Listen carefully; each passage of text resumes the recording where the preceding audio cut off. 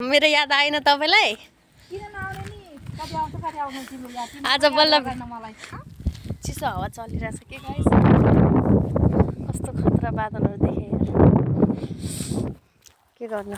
किनेर खान सकिदैन। यतातिर खोजेको त्यही भएर यो ठाउँमा बल्लै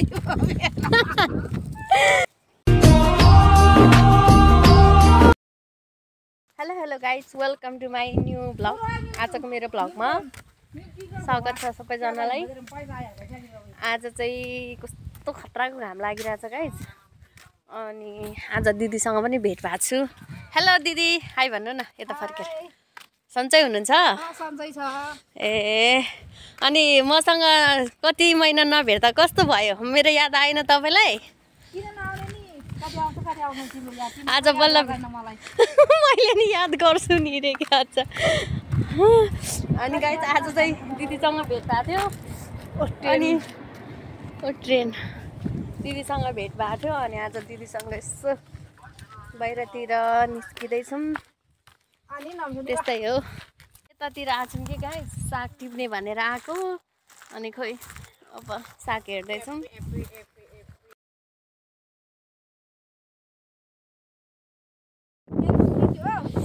कस्तो चिसो है, घाम चाहिँ लागिरहेछ तर लास्टै के चिसो हावा चलिरहेछ के गाइस। कस्तो खतरा बादलहरु देखे यार। साग टिप्न लाछौँ। के गर्नु गाइस, साग टिप्दै खानु पर्यो रे के आज।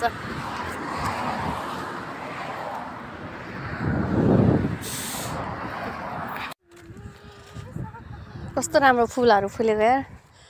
यो हाम्रो नेपालमा जस्तै दिदी रातो फुल। यस्तो टिप्न मिल्छ होला नि त। खेतबारी जस्तो गाइस, खेतबारी जस्तो फुल हेर, रातो फुल देखिया छ। अच्छा आथाङ कफी हो ता ठाङकबडी यार। हेर्नुहोस् गाइस, हामी हिँड्दैछ। अबे कति हावा चलेको छ। खाँदियो यार, त्यही न हावा चल्दिएको यार।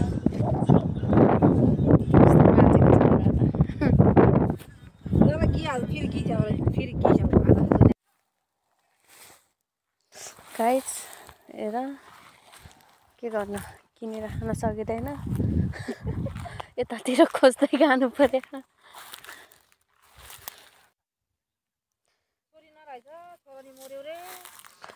के दाजैको कहाँ पर्यो। कस्तो राम्रो फुलहरू गाइस।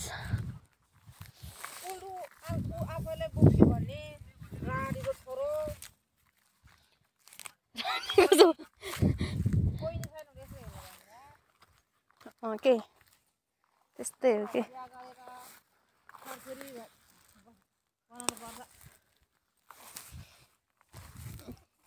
त्यस्तै होला, हेर्छन् के गर्नु। यहाँ गर्न आरेम यार होइन न।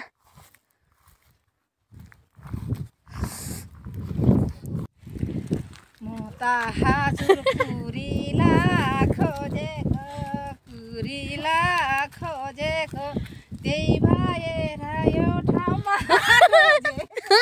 बल्लै। हाम्रो दिदी हेर्नु कस्तो नाच्दै हुनुहुन्छ। हामी आएको छौँ यहाँ साग टिप्नलाई। दिदी बहिनी भेट भएपछि कम्ता रमाइलो है। हजुर के लसुनको साग पनि छ। देखाउनु त दिदी ल। प्याज के प्याज साग र कुरिलो खोज्दै हिँडेको हो। यस्तै छ जिन्दगी। दिदी बहिनी भेटेपछि रमाइलो होइन। नत्र पिर दिलमा मान्छे चिलमा कि के भन्छ नि, त्यस्तै हुन्छ नि दिदी। हो त नि यार।